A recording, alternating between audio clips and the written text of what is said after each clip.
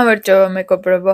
ვაგრძელებ DC-სა და ნიუ-იორკში მოგზაურობას იქიდან, საიდანაც წინა ვიდეოებში შევწყვეტა. როგორც გითხარით, DC-ში ფაქტობრივად ყველაფერი, რაც ანახავია, ასეა ჩამწკრივებული. ჩვენი პირველი მიზანი კი კოსმოსის მუზეუმია, რომელიც ჩემთვის DC-ში ყველაზე საყვარელი ადგილია. National Air and Space Museum, ასე ჰქვია და ბევრი გამოფენისგან შედგება, აქედან კი ჩემი ფავორიტებია Destination Moon და ძმები რაიტები. ეს ამერიკელი ძმები ავიაციის პიონერები არიან, რომლებმაც მსოფლიოში პირველი წარმატებული აეროპლანი შექმნეს და მსოფლიოში პირველად ადამიანის მიერ მართული ძრავიანი და სტაბილური ჰაერზე მძიმე აპარატით ფრენა შეასრულეს 1903 წელს. და კიდევ სხვა და სხვა და სხვა. როგორც მახსოვს, პირველი ვინ გარისკავდა და ვინ მართავდა ამ აპარატს, ხურდა აგდეს და ისე გადაწყვიტეს. ჩემი უკონკურენტოდ საყვარელი გამოფენა კი არის კაცობრიობის გზა მთვარესკენ, სადაც ნილ არმსტრონგის სკაფანდრი და კოსმოსში ნამყოფი სპეისკრაფტების ნაწილები ინახება. აქვეა ალან შეპარდის სკაფანდრიც, რომელიც პირველი ამერიკელი და მეორე ასტრონავტი იყო, ვინც კოსმოსში გავიდა. აქ ინახება აპოლო 11-ის ის ნაწილი, რომელმაც ნილ არმსტრონგი, ეդვინ ალდრინი და მაიკლ კოლინსი მთვარემდე და უკან ჩამოიყვანა 1969 წელს. და აქ არის ადამიანის ჩანაცვამი ბოლო ნივთი, რაც კი მთვარის ზედაპირს შეეხო. ანუ სერნანის მთვარის ფეხსაცმელები. ეს იყო აპოლო 17-ის მისია ბოლო, შესრულებული 1972 წელს.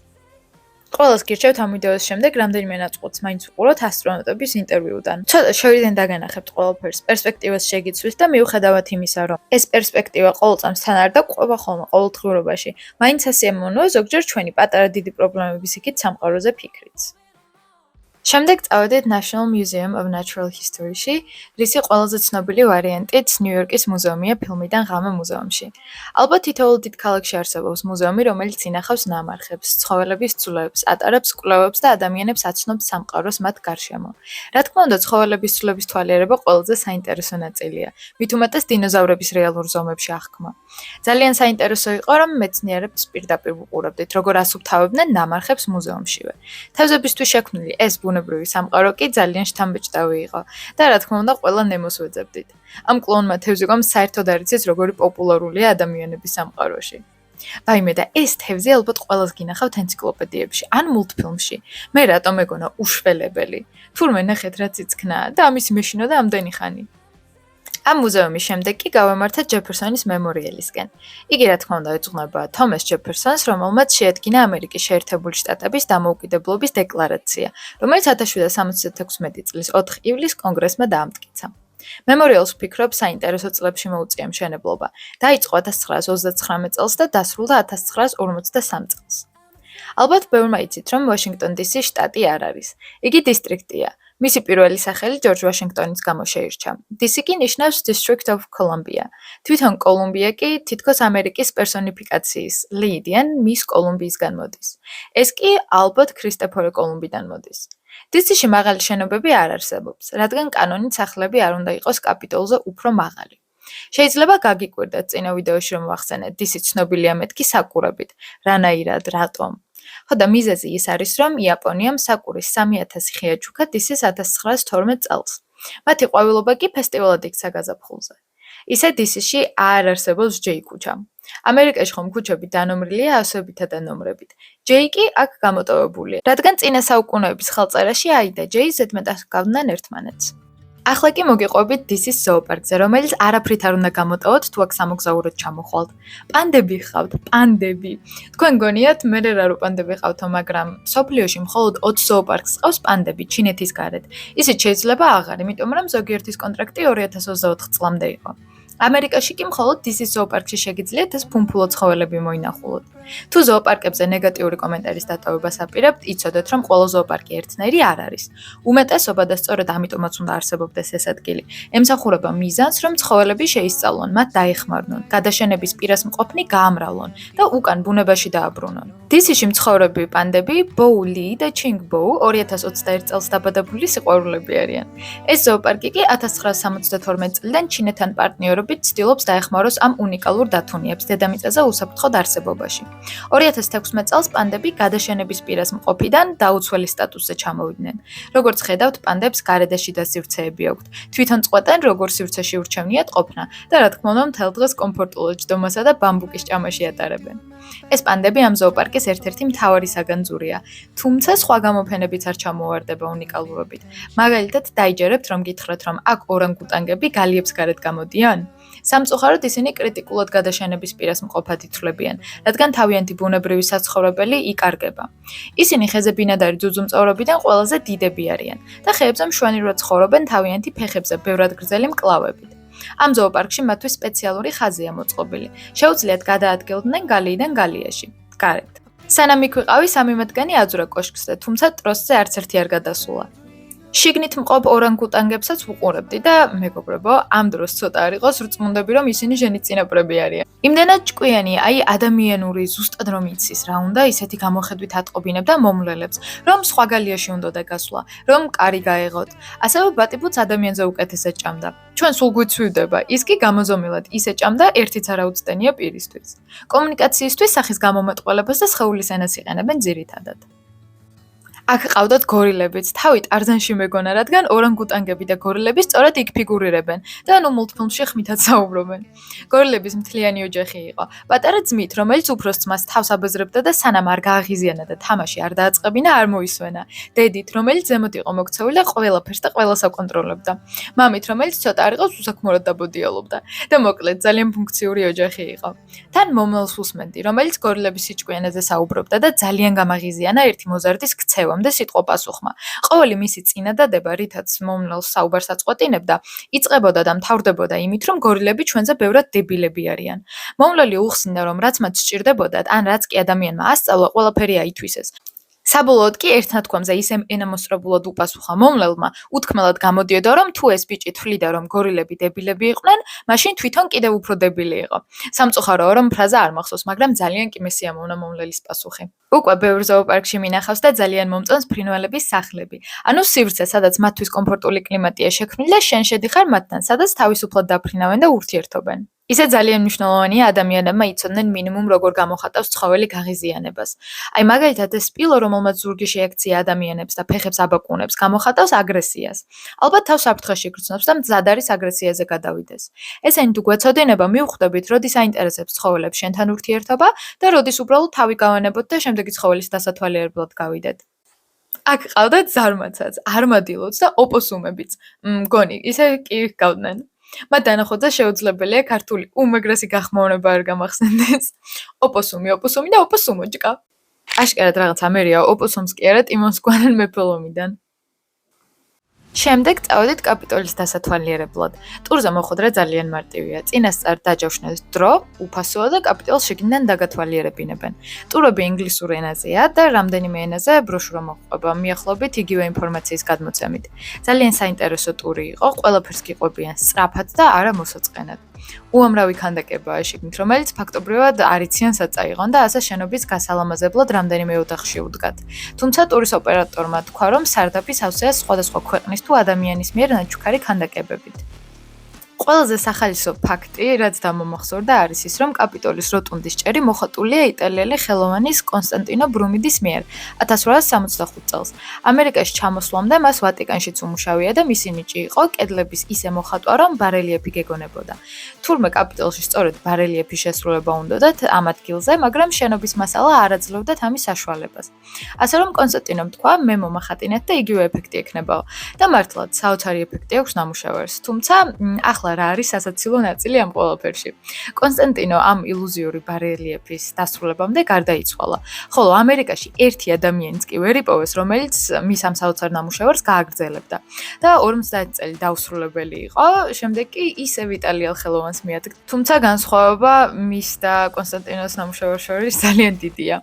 კაპიტოლის მშენებლობა 1793 წელს დაიწყო, 1814 წელს კი ბრიტანელებმა ფაქტობრივად გადაწვეს კაპიტოლი, ასე რომ ეს ნაწილი 1826 წელს აღადგინეს და როგორც ტუროპერატორმა ახსენა, ახალი დიზაინი ბევრად უკეთესი იყო, ვიდრე რაც მანამდე იდგაო. პატარა კომენტარი, მთავარი შესასვლელობით არ შედიხართ შენობაში, ანუ უკანა მხრიდან მოედანი რომ არის, მან ტიპოვით კიბეებს, რომელიც მიწისქვეშა შესასვლელთან მიდის, მან გაივლით შემოწმებას და შემდეგ მანდედანვე შეხვალთ კაპიტოლში.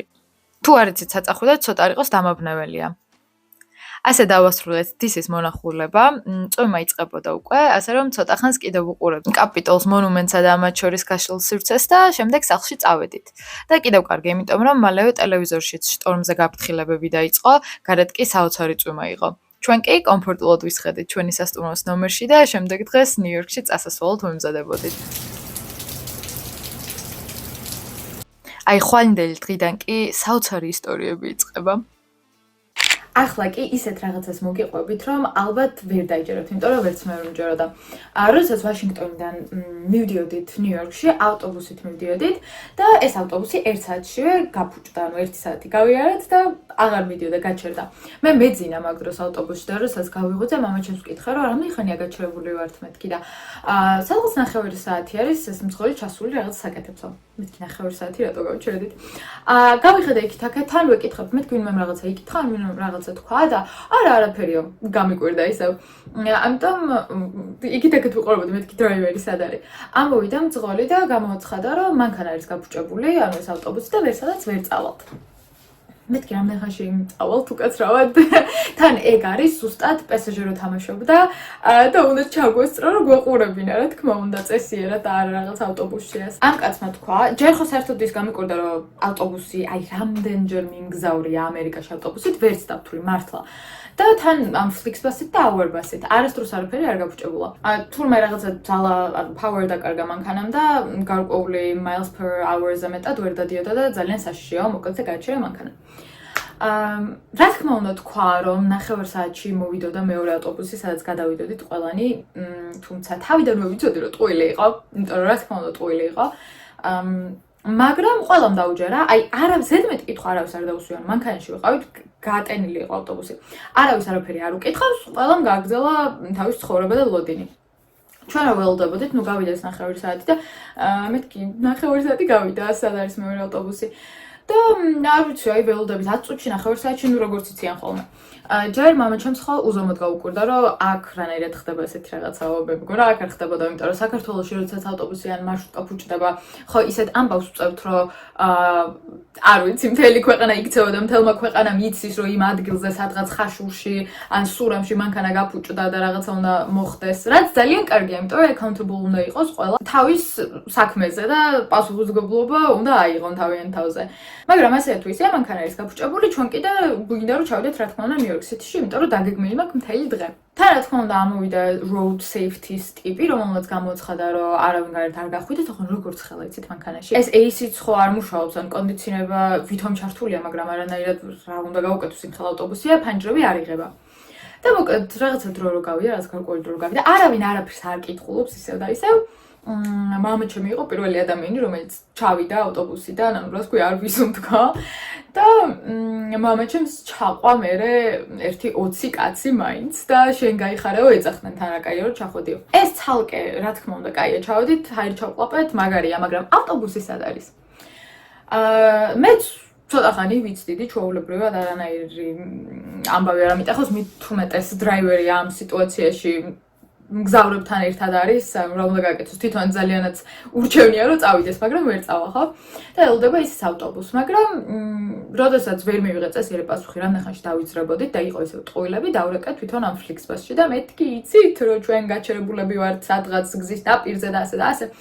კიო, 20 წუთის წინ თუ რაღაც ეგრე შემოვიდა, ეგ პრობლემა ვიცით და გამოვუშვებთ ავტობუსზე. მეთქი რას ქვია, ანუ ჩვენ უკვე აქ 2-3 საათია ვდგავართ და თქვენ ახლა გაიგეთ რა პონტია, რაღაც. მოკლედ ამ დრაივერს ცალკე ველაპარაკე, აქ ცალკე ვრეკავდი და ისე გამოვიდა, რომ 3-4 საათში მოვიდა ახალი ავტობუსი, რაც ძალიან ცუდია, იმიტომ რომ ვერ ვიდან, როდესაც ამბობენ 9 საათში მოვა და ამ დროს გადაცემულიც კი არ ქონდათ, ჯერ ალბათ თვითონ არ ვიცი უყურებდნენ პრობლემას გამოასწორებდნენ თუ არა თვითონ, მაგრამ რა მნიშვნელობა აქვს, რატო გვატყუებ?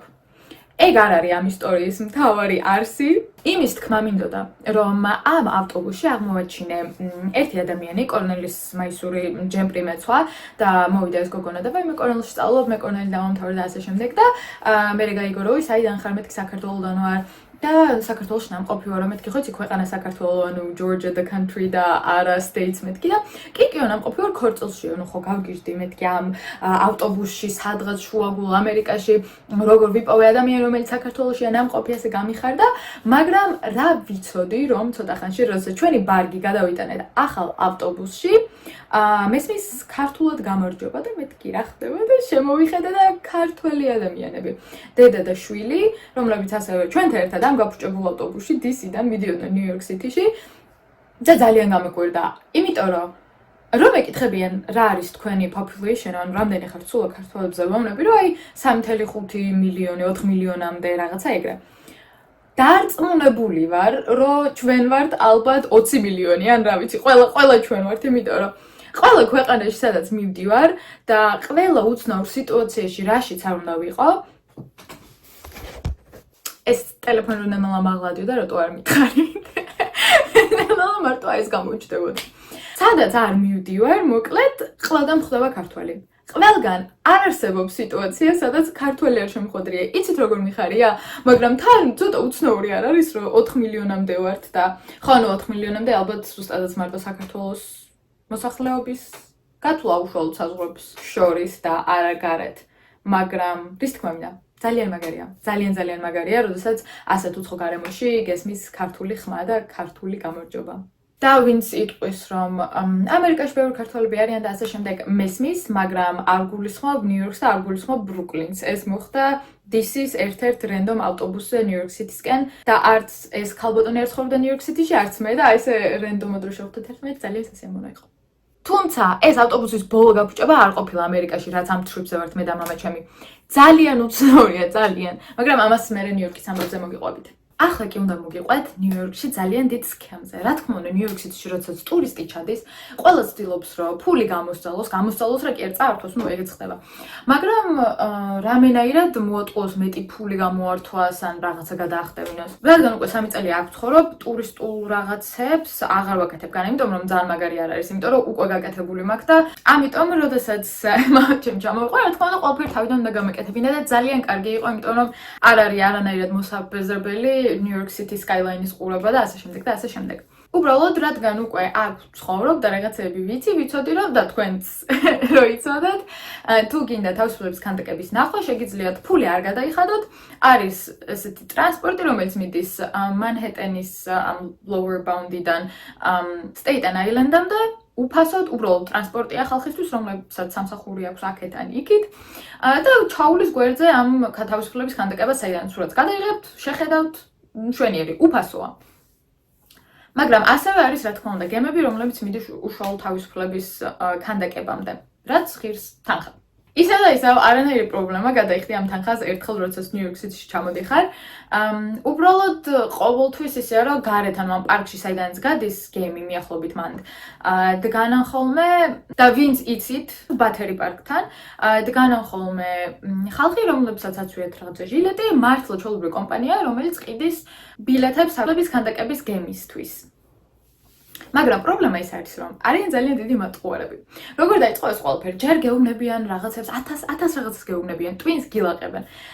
თავიდან ვუთხარი მეთქი აქ ცხოვრობ, ვიცი რაც ეს უბრალოდ შემითხარი ფასი და მე გადავიხდი და წავალ. всё. ეს რო ვუთხარი ცოტა შეამოკლა თავისი ისტორია, რომ აი ეს კარგია და ჩვენი ჯობია და რაღაცა. და გითხრა რომ კაცი არის $35 გადასახდელი. ამ $35-ში კიდე რაღაცები მოროშა ეს შედის რაც ლოგიკას ყველანაირად მოკლებული იყო, იმიტომ რომ ამბობდა რომ გემით მიგვიყვანდნენ Times Square-ზე, მაგრამ მეთქი მთავარი ხო თავისუფლების ქანდაკებას ნახავთ, მეთქი კიო. და როდესაც გადახდის დრო მოვიდა, კარტა დავადეთ და ამოვიდა უშველებელი ჩეკი. იცით რა მხოლოდ ჩეკი, აი მართლა ძალიან. აი ბოლოში რო ვერ ჩახვალ და ვერაფერს ვერ გაიგებ რა წერია. მაგრამ არ ვიცი ეს ქართველისთვის ვება თუ უბრალოდ ადამიანის პასუხისმგებლობა და არ ვიცი, მაგრამ მამიჩემმა ჩაიკითხა ჩეკი ბოლომდე სანამ გავედით და ნახა რომ იმიტომ რომ ცოტა უცნაური ტიპი იყო და რა თქმა უნდა ბევრს რო გელაპარაკებიან ძალიან და ტვინს გილაყებენ, შენ გაგშეგრძნება რომ რაღაცას გატყუებენ, ხო? და მართლაც $70 მაგირად გადაიხადა $120 კარტა როცა დაადო. და რა თქმა უნდა, მე იმის მაგივრად რომ უბრალოდ გზა გამეგზავნები და მოუბრუნდი და მეთქი მოდი აქ. და ეს რა არის მეთქი ვეუბნები და $120 ხო $120 გამოვიდაო. მეთქი საიდან გამოვიდა $120? ტაქსები დაემატაო. მან გავჯიშდი ძალიან, იმიტომ რომ მეთქი ხო გაგაფრთხილე, რომ აქ ვცხოვრობ და ვიცი რას ნიშნავს. ტაქსები ვიცი რა ემატება, ვიცი რა არ ემატება. $70 რომ უნდა გადამიხადე და $120 რომ გადავიხადე. როგორ უნდა მოვიტყუდე, რომ ეს ყველაფერი არის ტაქსების ბრალი. მაგრამ ისევ და ისევ მესმის ტურისტი უცხო ქალაქში შეიძლება მართლა იფიქრო რომ რაღაცეები არის დამატებული და მართლა ეს ღირს მით უმეტეს როცა არ იცი იმ ქვეყანაში რა ხდება. როცა მიხვდა რომ ტაქსებით ვერ მომოტყუებ და მითხრა რომ სხვა ფიები არის და ყველაფერი შედის ამ $120-ში. მეთქი კი, მაგრამ რა ყველაფერი შედის? breakdown-ი არ ჩანს მეთქი ჩეკში და breakdown-ი მაჩვენე მეთქი. რა თქმა უნდა ვერ მაჩვენე რა breakdown-ი უნდა იჩვენებინა. მეუბნება რომ commission არისო. მე commission რისთვის, ანუ რამეზე დაგეთანხმა რომ ვიღაც commission-ს ვხდი. და მოკლედ ესე ჭიდაობით რომ არა ეს არის და არა მატყუებ და ვიცი რომ მატყუებ და ეს $120 უნდა გაუქმდეს, იმიტომ რომ ეს არის ყურადღებას შევთანხმდით კი არა უბრალოდ რა ფასიც მითხრა. თქვა რომ ტრანზაქციას გავაუქმებო და void sale გააკეთა. რა თქმა უნდა სულ აპარატში ვუყურებდი რას და როგორ აკეთებდა, რატო ვენდობოდი ისე. და როდესაც void sale ამოვიდა და ჩეკს შევხედე, მივხვდი რომ refund არ იყო და სიმართლე გითხრათ პირველად მქონდა შეხება void sale-თან, არ ვიცოდი რა იყო და ამიტომ დავგუგლებ ნახე რომ ეს არ არის თანხის დაბრუნება, ეს არის void sale, რაც ნიშნავს რომ ტრანზაქცია გაუქმდა. ანუ სანამ ამ ბანკიდან მათ ანგარიშზე დაჯდება თანხა, მანამდე აუქმებენ რომ საერთოდ აღარც წავიდეს. მე რადგან მეც ანერვიულებული ვიყავი, მეთქი იქნებ უკვე წავიდა და იქნებ უკვე დაჯდა, მე რა ხდება და ნუ ამ ბიჭმა რა თქმა უნდა მეტი არაფერი არ იცოდა იმის გარდა რომ ეს void sale გაიკეთებინა. და ესეც გასაგებია, მაგრამ წესიერად არ მიხსნიდა, იცით, ყვირილზე გადავიდა და როდესაც ადამიანი გიყვირის, ანუ რატო ყვირი. და შემდეგ გაკეთა რაღაცა, რაზეც ძალიან გავუბრაზდი. გადამიღო ფოტო, სადაც ჩანს ჩემი სახე, ყველაფერი. და მან უკვე მეც ყვირილზე გადავედი, აღარ რა თქმა უნდა არა ისტერიკულზე, უბრალოდ მეთქი ახლავე წაშლი მაგ ფოტოს თქო. და გაიქცა ოღონ პარკიდან და მართლა კი არ გაიქცა, მაგრამ ნუ მე გამერი და მე დავიწყე ხმა მაღლა ლაპარაკი რომ მესენი არიან მატყუარები, რომ არ მაინტერესებს ვინ ხალხის მოზიდვა უნდა, ჯერ ჩემთან უნდა დაამთავროს საქმე რაც დაიწყო. ამას კიდე ძალიან ლაითად ხვდები, იმიტომ რომ იქ იმ სიტუაციაში აბა წარმოიდგინეთ თანხას იხდით, $50 მეც გატყუებენ და ისე გახტევინებენ და შემდეგ გიყვირიან და ფოტოებს გიღებენ. რა თქმა უნდა არ გესიამოვნებათ. და ჩემი მოთხოვნა იყო რა თქმა უნდა რომ ფოტო წაიშალა, იმიტომ რომ მეთქი ჩემი consent-ის ან ჩემი თანხმობის გარეშე ფოტო რა უფლებით გადამიღე, მეთქი ასე ახლოდან სადაც ყველაფერი ჩანს. ეს ბიჭი არ ვიცი, ძალიან განერვიულებული, ძალიან ცოტა არაპროფესიონალიც გამოვიდა, იმიტომ რომ მაგის კოლეგა მოვიდა ჩემთან ქალბატონი, რომელმაც მკითხა სიტუაცია ავუხსანი, უთხარი რომ გავიგე ის void sale რაც იყო და კი ბატონო, ანუ დაველოდები თანხა როცა დაბრუნება, მაგრამ ჩემი ფოტო აქვს მეთქი ტელეფონში და აუცილებლად უნდა წაშალოს მეთქი და მოკლედ იმ ქალმა დაუძახა, კიდევ მოკლედ ყვები, მაგრამ იმ ქალმა დაუძახა, მოიყვანა და წაშლევინა ფოტო. ამის შემდეგ, რადგან არანაირი, რა თქმა უნდა, ცუდი შემთხვევა იყო, მაგრამ არაფრით ახლა იმ კაცმა პირადად მე რა დამიშავა, ხო ეგეც ხამს აკეთებენ და უფრო მეც ახტევინებენ ტურისტებს ვიდრე ეუნებიან, გასაგებია, მაგრამ ამ კონკრეტულ ადამიანს ნუ რა ვქნა. იმას გულისხმობ, რომ ყიდვა მაინც გვინდოდა ამ ბილეთების. შესაბამისად, სხვასთან არ წავედი, ისევ ამ ბიჭს ვეუბნები, რომ თუ მართლა გააკეთებ $70, შენ თუ მართლა ის თანხა ღირს, რაც მითხარი, ისევ შენგან ავიღებ ბილეთს, ანუ ისევ გადაგიხდი ამ თანხას, უბრალოდ ანუ არ მომატყუო. და ისე გამოვიდა, რომ $75 ავიღე ორი ადამიანის ბილეთი. ოღონდ საქმე ის არის, რომ როცა წავედი ამ გემისკენ და მივედი გემთან, ისლანდიელი წყვილი მომადგა, იმიტომ რომ ჩეკით მიცნეს, თქვენც იმ ხალხთან მიხვედითო პარკში რო არიან და მეთქი კი. და მითხრეს, რომ ვაიმეო, იცითო, ცოტათ თანხა გვითხრას და ახლა ჩეკს რო ვუყურებთ, აშკარად ბევრი გადავიხადეთო. მეთქი ვიცი, კი, ანუ მეც ეგრე დამიმართა მეთქი. ვაიმეო, რა ცუდიაო ესო, ანუ ახლა შევამჩნიეთო, რა ვქნათო მეთქი, ახლა რაღაც იზავთ. თუ კრედიტ კარტა გაქვთ, ბანკში შეგიძლიათ რომ თქვათ, რომ აი მოგატყუეს ან რაღაც. მაგრამ მოკლედ, იმის თქმა მინდა, რომ შემდეგ სხვაებიც მათ რო დაიწყეს ლაპარაკი, ყველა მაგნიშნა რომ ყოველთვის უთქვამთ უფრო დაბალი თანხა, შემდეგ კი გადაახტევინეს ეს თანხა. მე გამიჩნდა კითხვა რომ კი, მაგრამ აბა მე რანაირად გადავიხადე ასე იაფი სხვებთან შედარებით, ხო? კარგით, ატყობენ, იაფს ეუნებიან და ძვირს ახტევინებენ, ესე იგი ბილეთი ძვირი ღირს, უბრალოდ თვითონ ატყუებენ, ხო, რომ იაფი ღირს. დავხედე და თურმე მე გაუტარებიო რაღაცა დისკაუნტით. ისე რომ მე, რადგან ამხელა ამბავი ავტეხე და რადგან არ გადავყლაპე, ესე ვთქვათ, ეს ამბავი, რო გავჩუმებულიყავი, მართლა იმ თანხად გამიკეთა, რა თანხაც თავიდან თქვა. ეს ისტორია, ვიცი რომ ძალიან დიდი ისტორია გამოვიდა, იმიტომ მოვყევი რომ დაუკვირდით ხოლმე ყოველთვის. კი, რა თქმა უნდა, არ უნდა დაგვედო კარტა და უნდა შეგვეხედა რომ $120 წერია, მაგრამ თან როგორი სიტუაცია, ხო იცით, 6 საათზე გადის გემი და აი 6 საათს 5 უკლია და უცებ უნდა გადაიხადო და გაიქცე და რაღაცა ეგეთი მომენტი როცა ადაროსაც ჩქარაკეთებ ყველაფერს, რადგან სადღაც გეჩქარება, შეიძლება არ დახედო. და თუ არ დახედავთ, ჩეკს მაინც შეხედეთ და რაც მთავარია, არ მოგერიდოთ გაპროტესტება, იმიტომ რომ როდესაც თქვენ ხართ მართალი და ეს სერვისი არსებობდა, ეს არ იყო ვიღაცამ თანხა არ წაგუგლიჯა, მართლა არსებობდა კომპანია, უბრალოდ მთელი მაგათი მოგება, ან მოგებასაც ვერ ხედავ. ალბათ ის იყო, რომ რეალური თანხა რო ეთქვა, ბევრად ნაკლები მივიდოდა და ნაკლები გადაიხდი და იმიტომ რომ უფრო ძვირია, ხომ? და თუ იაფსეუნები, მაინც მოდი გადავიხდი. იმედია თქვენ ასე არ დაგემართებათ, თუმცა როგორც მოგიყევით, ძალიან ბევრი ტურისტი, დღეში წარმოიდგინეთ რამდენი ტურისტი მიდის და ყველას მაგაზე უკეთებენ. ასე რომ ბევრი ტურისტი ტყუპდება და მე აღმოაჩენს ხოლმე, რომ თურმე კარტიდან ბევრად მეტი თანხა გასულია, ვიდრე ეგონა. ახლა კი დაგათვალიერებინებთ, როგორ გავატარეთ დრო ნიუ-იორკში და თუ რამე კითხვა გაქვთ ადგილებთან დაკავშირებით, კომენტარებში დაწერეთ და გიპასუხებთ. თუ არა და ისედაც ძალიან ბევრი ვიდეო მიდევს ნიუ-იორკთან დაკავშირებით, რომლების ნახვასაც ამარხსა შეძლებთ, ასე რომ იმედია ისე იმართ. Walking through the city in the middle of the night, there's still so much light all around. They say walking is for fools, but that isn't what I found. When the city never sleeps, I sleep to get around. Hey!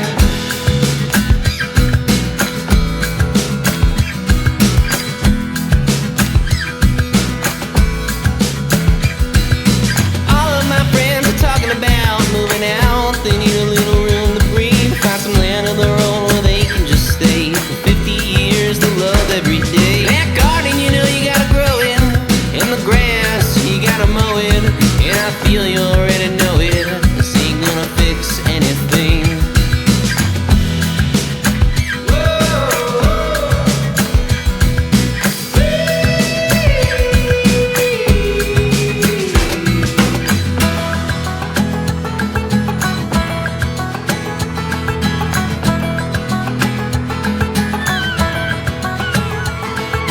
Walking through the city in the middle of the night.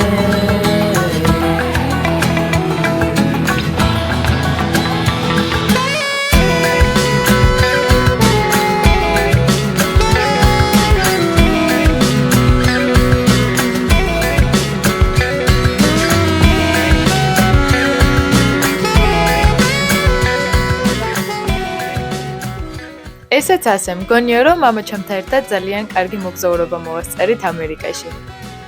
თქვენ კი როგორც ყოველთვის მინდა გითხრათ რომ ყველანაირი ოცნება ხდება თუ საკმარისად იმუშავებთ და საკმარისად დაიჯერებთ.